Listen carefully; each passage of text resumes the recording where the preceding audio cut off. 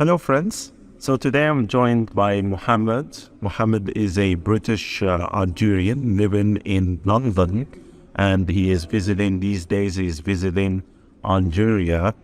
Mohamed is an English language teacher, right, Mohamed? That's true, yes. Yes. So I wanted you also to, my dear friends, to listen to a little bit of authentic British London accent, English accent. So follow this podcast until the end, and there are many things that Mohamed is going to tell us about.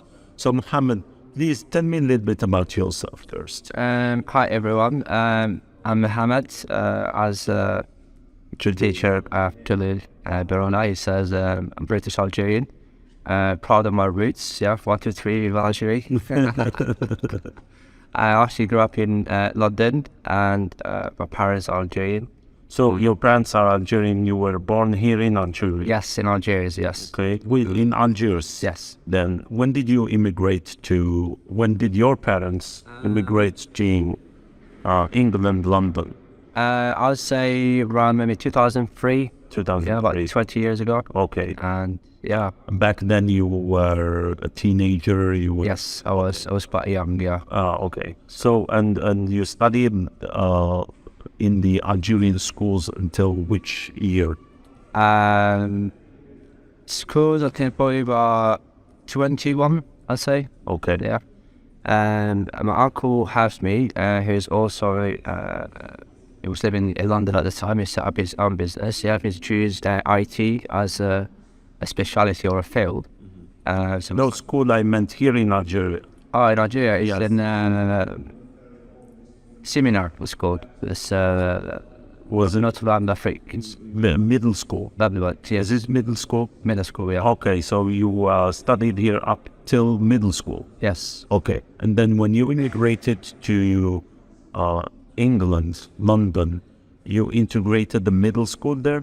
I did. Well, it's not called like middle school, if it's like a college. A college. Enjoying a set of.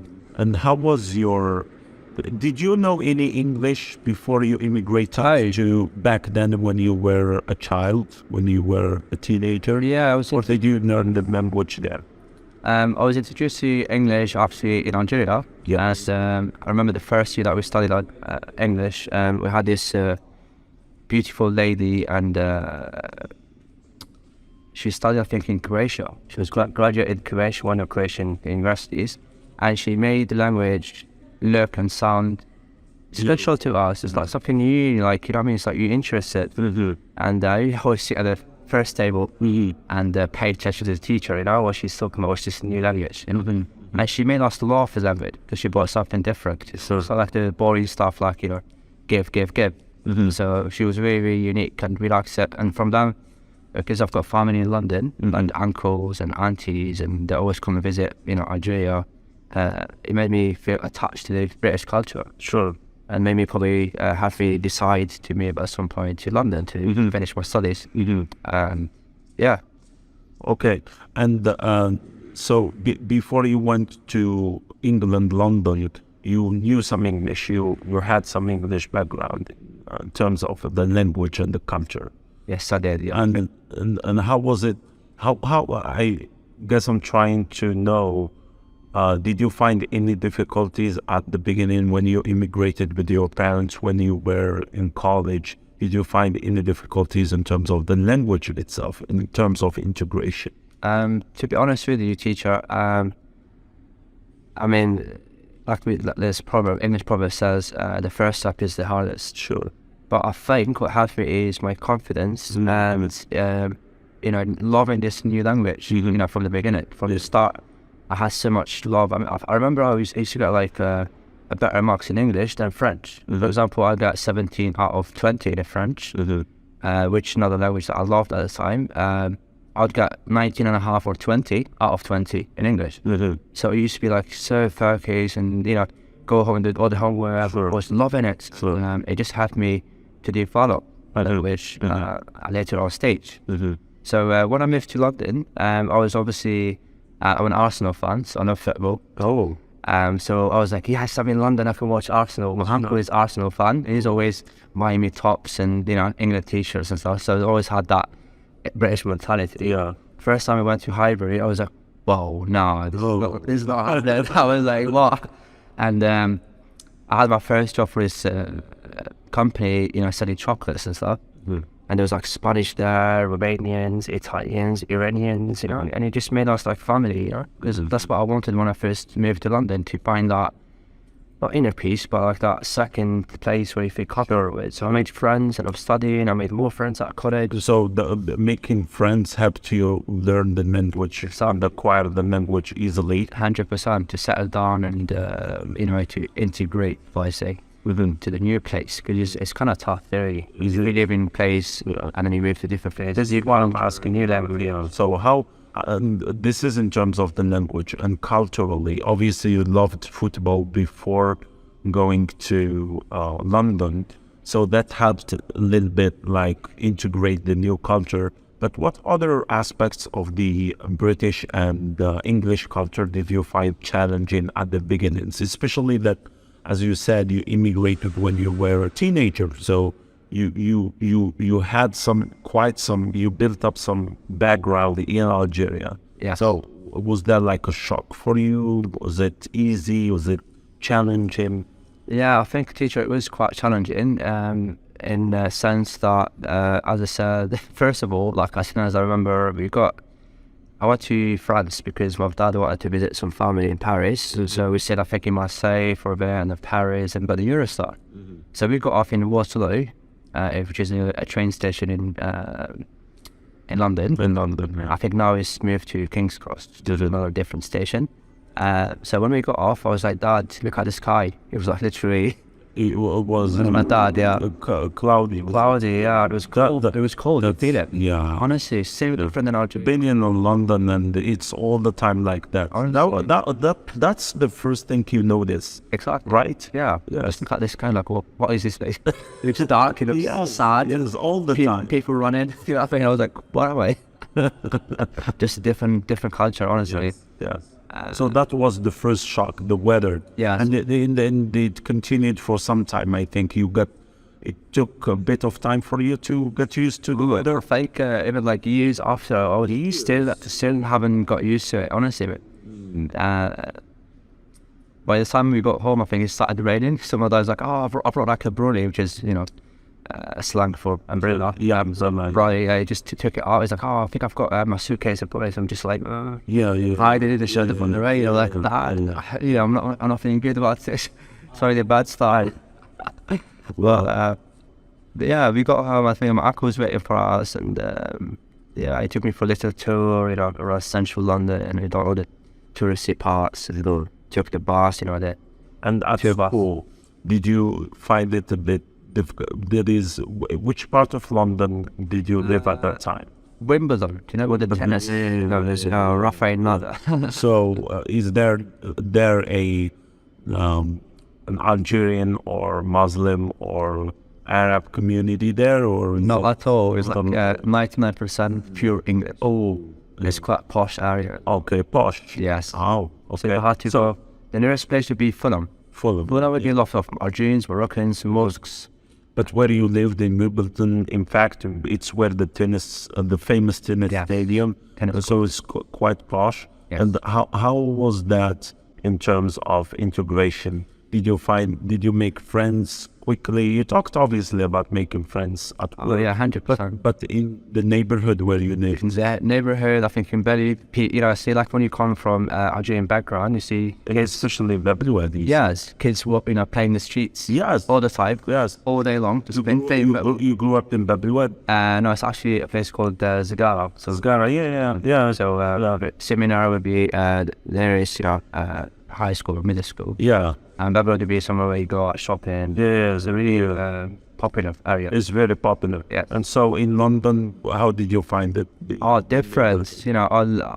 I'll be probably, I'll say not even 99%, probably 100% English area. So, there's no Muslims around, there's, barely mosques around. I don't know about now, but, it was kind of like different. Just different environment, different, culture. Did you get used to that quickly, or did you take time to accommodate to that as an immigrant? Took me a bit of time, I think. Yeah, but I think what really helped me, teacher, is speaking English already. So I was quite fluent before even. That's good. This is why I asked you first about, did you have an English language background here in Algeria? Yeah. So how did you have that help you in integration? Because for a lot of people, especially teenagers, it's easier to blend in if they already know the language, which is not always the case with the parents. Sometimes the parents immigrate and they don't know the English language, and the kids, it's easier for them to blend in. So for you, it was... one was probably walk in the park. Yeah, I remember the first week we went to this Wimbledon shopping center called Center Court. They named it after the tennis pitch. Yeah, Center Court. I think somebody elbowed me because it was quite busy. It was I think Saturday or Sunday. It was a weekend. And then I just went, oh, sorry, mate. So my auntie was like, it's your first week in London. Where do you learn that? What do you learn? And I was like...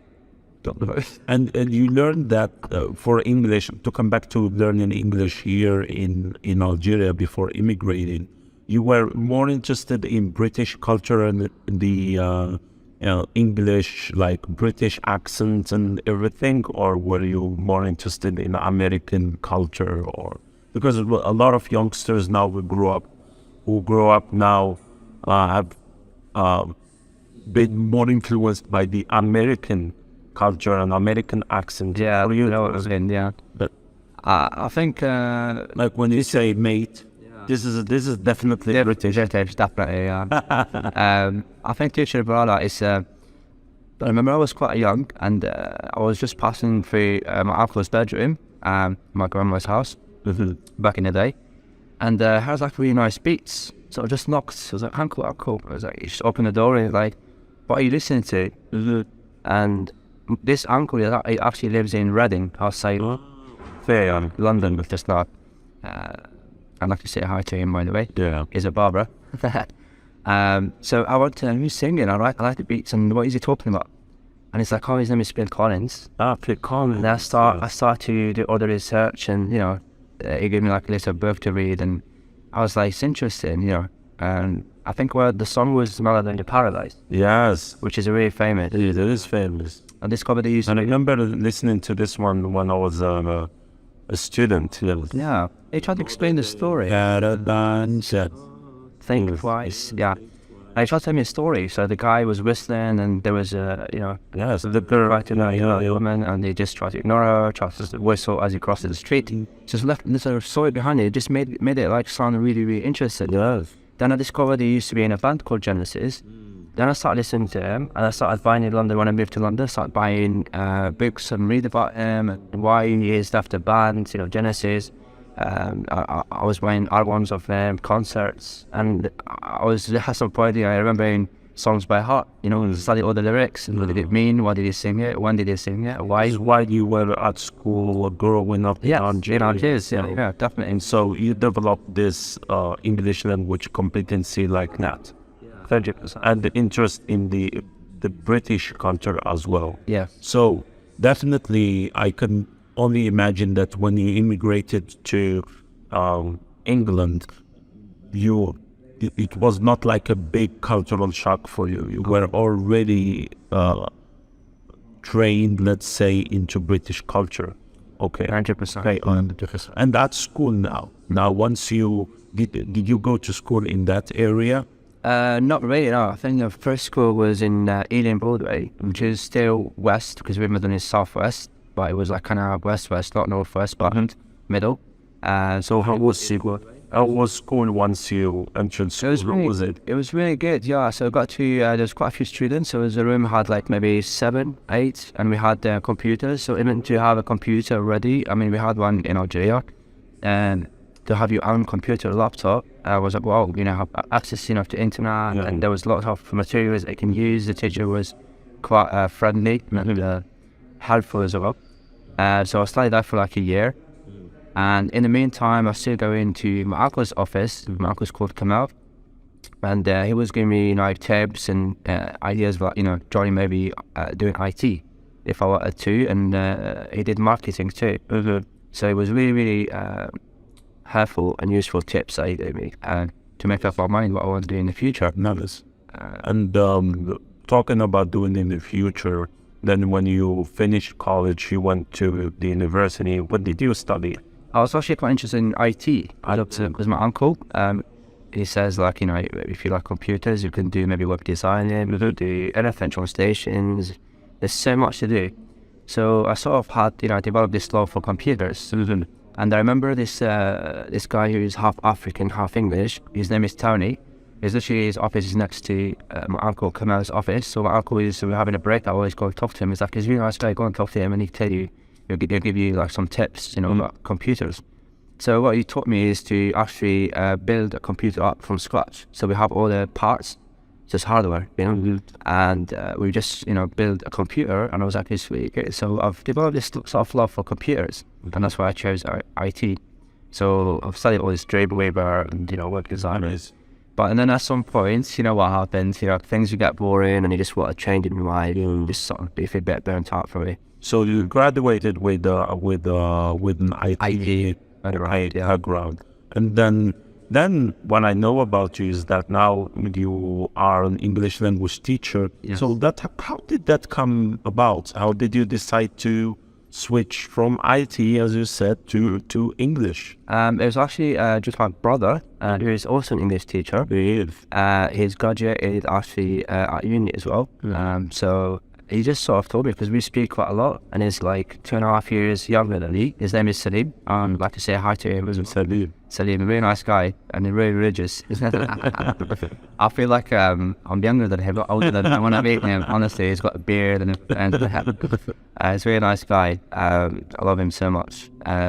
So yeah, he's like, oh, yeah, look, I feel like you're a bit lost. You know, you don't know what you're doing. I'd like to advise you, even though I'm younger than you, but I'd like to maybe introduce you to maybe teaching English. And they was trying to show me all this stuff, you know, this is what you could do, and you're going to be doing this, doing that. And they introduced me to the really nice people, and yeah, I made it, you know. And how did you become an English language teacher? I think you mentioned before me that you've been on the center. Yeah, the center. Talk to me a little bit about your center experience. Yeah. So when did you finish the center? I finished it about maybe 6-7 months ago. Okay. And I started teaching. You done it in London? London. And I started teaching in a private college, private school. But it was just like, I don't know what it is, but I had this feeling that, you know, I'm loving this from day one. Good. This is like a new environment, new people. Yeah. And for a change, I'm not like just receiving things, you know, I'm giving things away. And I'd like to, you know, I like to do this, I like to be unique. Do something different in style. Yeah. People would be like, oh wow, that teacher has got something different. Yes. You know, something vibrating, something, you know what I mean, something about him that we like. I'd love to do that. And yeah, I started teaching, and I was just loving it. And the students were like, oh, he's this new guy. Everybody's like, oh, have we got, there's somebody called me, there's a new teacher, I think they brought it from BBC. Yeah. I swear to God, that, because obviously you teach, you know. So when was your first English language teaching experience? When was it? Yes. It was around maybe November, December last year. Okay. So, where was it? Central London. Central London. It's private school. And then the center itself. So you decided to take this. Yeah. How was your center experience? It was really good. So it's basically if you don't have time and you fancy a change, it's a risk that worth taking. So basically there's a fee that you need to pay. Yeah. Okay. So you pay a deposit and then you pay the rest once, you know, the interview is successful. What they say about the center is that it's very intensive. Yes. Did you find it so? I was a lot to take and in a short period of time. That's what it was. So you 1 month for it. Exactly. So you study in the morning and then you practice what you studied in the afternoon. So you have a live, you know, class with students and just practice, you know, on the same day on the spot. Yeah. So I was loving it actually. And after you can have, you know, give feedback and ask questions to, you know, masters and teachers. And it was so good. Yeah, definitely. That's nice. And what was your post-center experience like now? Since you have the certificate, what job opportunities has the certificate offered to you? I would say as soon as I finish the CELTA course, because I'm a kind of guy like would always think ahead. So for me, a change would mean I'm going to be happy doing what I'm doing. Yeah. Okay. I want to love what I'm doing, and I wanted to maybe in the future do something, in Algeria. Inshallah. So for Algeria, now we are in Algeria, we are in Oran, we are in the ESL. This is Budgets, by the way. Yeah, well, so we are in the ESL network conference. So how have you heard about this? So what happened is I think I've logged into my Facebook account and I was using Messenger and that, and then there was this ESL network. The word network caught my eye. Kind of network, because I've studied web designing or IT, so I was like, network, what's this network? So I tried to Google it. So I realized that there's this 3-day event in Oran, which is a place that I always wanted to visit. Okay, so this is your first time in Oran, is it? I've been for a football game, but it was only for a couple of hours. Okay. I remember with my cousins, they said, let's go to by the way, MCA Moulidia is my favorite football club. So they're playing the local team here, MCO, and my cousin's like, we just jump in the car and drive, watch the game and come back. So we just done that, but we didn't actually visit because I wanted to. We didn't get the feel of the city. And yeah, because it looked amazing and big, and I always wanted to come back here. So, 2007, that's 16 years? 16 wow. ago. That's I was on holiday, actually. Yeah, you were on holiday. And I think the score was 2-2, so 2-all. So, yeah, basically I'm here. So, I was asking about how did you, why were you interested in this conference?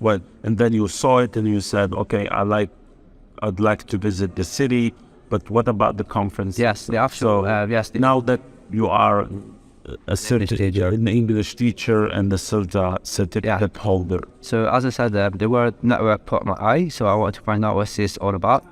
So when I read it, the more I read, the more I want to apply for it. So there was a link at the bottom saying, you can apply for this, but I was really interested because it's my new field. I'm really interested. The fact is for 3 days, or if this is something serious. It's not like we're going to come here for an hour or two. It was a 3-day. And then I wanted to see the members, who's organizing this, and it was, sponsored by the... I really get to know the details world. Yeah, detail. 100%. And then the more I read about it, obviously, and then, read it, all these figures like yourself, teacher, it's a pleasure to meet you, honestly. And, I appreciate that. And the ambassador, there's British people here, Americans, it was like, something inside that moved me, like saying, go and get this done. You're going to be learning a lot from this. Sure. It's like a vibe, like a positive vibe I got. And now we are the third day, afternoon. Last session now is going on. And we are at the end of this conference. So after 3 days, how did you feel about all of this? About the conference? What have you learned? What is your takeaway? What I would say, teacher, is it's been for me. It's been a success from day one. Yeah. The minute I remember, I sat on day one. I sat to a gentleman called Bilam Zia, who is also a very experienced teacher. I'd like to say hi to him, by the way. He's been teaching for 27 years. So the minute I sat to him, I started talking. He's like, "Oh, you've got a British accent. Where are you from?" I was like, "I grew up in London." He's like, "Oh, what are you doing here?" I was like, I explained what happened. He's like, "Oh, thank you, pleasure." And I've met him this morning, actually, and he says, the best thing about this event is meeting you. And I'm like, "Oh, but thank you so much." That's so, touching, honestly. I feel like I've learned so much. I've met some incredible people, same as you. I mean, I've met you a few months ago before I even heard about this event. I've subscribed to his channel because I came across one of your videos. Oh, thank you. And I was like, this guy is good. He talks sense, He talks sense. You're welcome. So I just went subscribe. I don't do that usually. And I start following you, watching more videos. I think you have one in Glasgow, I think. Yeah, talking to yes, podcast. And honestly, I've been taking photos, getting, contacts from people. There's people from Algeria I'd like to go for to have lunch and get to know them and maybe do something together in the future, It's all positive things, positive vibes, and mashallah, it's been a success for me, honestly. I'm really, really, really glad I've made this decision. So this decision is a good decision that you have spot on. So I'm very happy to meet you. Yeah, normally I always make wrong decisions, but I think that just changed. But now on it has to change. Oh, good for you. So concerning you were talking about coming here years ago to watch a football match. Can you talk to us a little bit about I think the English league here in Algeria has become number one. I think it was Spanish league like this. I think 5 years ago. But when Ronaldo, I think, and Messi, they left Spain, little by little, they've lost interest. They lost interest. People lost interest. But at the same time, even the English league has become very, very good. Very, very competitive. So I see now that I have cousins, they follow the English league like religiously. Yeah. And so, they know all the names of the players. And so, for you, how was you were interested in football here in Algeria, growing up in Algeria? So, your favorite team, as you said, MCA. Here MCA, and there in England, Arsenal. So this shift, first time you went to a stadium, for example, how was that experience? Do you mean like here in Algeria? No, in London. It was a dream come true, honestly. Watching my favourite team, Arsenal, playing. Was it Thierry Henry at that time? Yes, it was. Yes. Vieira, Wiltord, Pires, Beckham. Thierry Henry at that time was one of my favorite players. Oh, yes. Young. My first jersey is Arsenal jersey. Really? So I was a fan. Wow. But it means now I'm not, but I was a big fan. My brother, when he went to England the first time, I was like, "What do you want?" I say, "Okay, buy me an Arsenal top jersey top." Yes, so interesting. Are you saying you're an Arsenal fan? In the heart, you are always a fan. But then I became Manchester. Beautiful football. I became Manchester's fan. United or City? Go on. Because my nephew Yusuf is also and he's a Manchester United fan. Yusuf, I'd just like to say hi to you, by the way. He's really nice and smart boy. He's Man United. We don't get on, but I still buy him. Manchester United. I don't know why, but so a dream come true. How? It's like, see, when you watch a football game on telly, and you go to the stadium. I actually had goosebumps, it's like you do swear, because long before that team, and because you knew the players, and you're only watching TV. There's only one place to watch it, is TV. When you go to the stadium and the atmosphere, and you see true, maybe they've been supporting Arsenal all their lives, and their dads and their family and the whole. Honestly, my God, like. It's just like you feel it, you feel it, because you're inside the stadium, you can watch the players live, moving, sometimes in front of you sitting. Yes. And you're like, oh my God, I used to watch that. I was saying on TV. No, it's literally sitting next to me. But even though I'm an Arsenal fan, the first football game that I watched Chelsea Leeds, actually. Okay. Before they got relocated in Safer Bridge. Mm-hmm. That was the very first game, because I think the ticket was going for £40 at the time. Mm-hmm. So I just decided to go with my work colleagues. Mm-hmm. I remember this Spanish girl, Georgina, she painted my face blue and white. So you got to feel really of what is to be a supporter in the UK, in London, in England. Yes, it's a totally different vibe. It's crazy over there in terms of and even the passion of football. Like it's a football fever. It's like that. I'm just liking football. That's where the football originates from, England. So the passion, the love they show is just incredible. The supporters, how much they do for the club. Yes. Even though they lose it 4-0, they say clapping. Yes. And they give them that, extra, strength. And then I think that the Algerian people too got interested in the English league thanks to Mahrez. Yes. So how was the Mahrez years for you as an Algerian? They say Mahrez. Mahrez. Yes, it's Mahrez. So for Mahrez, how was it for an Algerian, British Algerian, to see an Algerian football player, especially coming up, I think, in 2016 or something like that, when he was, I think, chosen the best one in the league. Yeah, PFA, yeah. That's the year. Of the year. I mean, when he first moved from France, obviously maybe not a lot of people knew about him. No. So he joined Leicester, and I think it was a bit risky. When you sign a player for a lot of money, and you don't know if it's going to be good. You like adapt to the new environment, new language, and it's a bit risky. But I think it's just he's an incredible player. He's got skills, and what he's done is he's developed. He learned. And he might, he listened to his coach, and it's amazing how he made a difference. Yes. He helped his team to get promoted, and then won the league. Very good. Yes, and since then, do you now go regularly to football matches? Yes, I do. Yes, every time I get a chance. I mean, recently I watched Arsenal Bournemouth. Do you remember what the score was? No. It was 2-2 until the 90th. They're doing great. 97th minute. Are they? Yes, they're doing great. But the last 4 games we had 3 draws and we lost to City. Yes, and so you were first for how many weeks? First for some weeks, no? Yeah, for like months. In a month, yeah, for the leagues, yes. We had like even 8. Now you are second. 8 points. Are you second now? We're still first. It's still first. But Man City has games in hand. Okay. And they could like overtake us. Okay. Oh, good So luck. Well, sir. okay. Yeah. This is why people like the English league, because it's very competitive.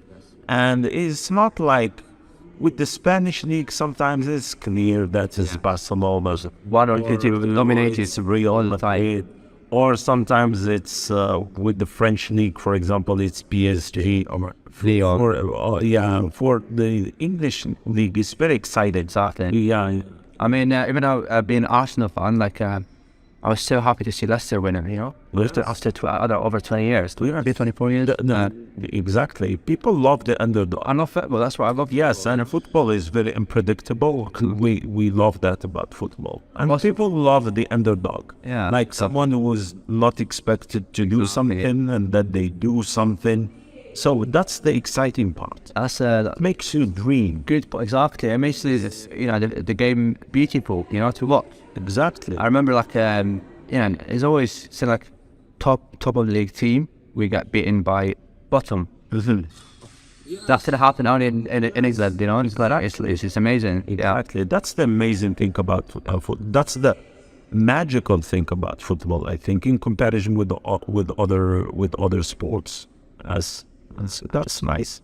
So I guess my last question to you. So do you have projects here in Algeria in terms of teaching English? What is your intention in terms of teaching English in Algeria? To be honest with you, Mr. Bra, I would love to maybe at some point move back to Algeria and invest within this young generation. I mean, recently I was on the holiday as well, last year, and I heard about this event, English event. That's shortly after I've done the CERTA course. I got invited by a couple of friends that I've actually met on holiday, and say, we're doing this English event since you become an English teacher, and it's for just one day. So I traveled. I drove from Algiers to Biskra without even. I've never been to Biskra, yes, and I was in Shabab Mitli. We got there's a new building, theatre. So they rented the place, and it was incredible. Yeah, it was called this best club there, and they're introducing English for this young generation. Yes. I met this little girl called Maram. There was a guy who's like 8 years old. He's like English fluent. He just reads books, and there was some connected to this language. From like young age. Perhaps that's what I want to ask you about. How did you find the English language?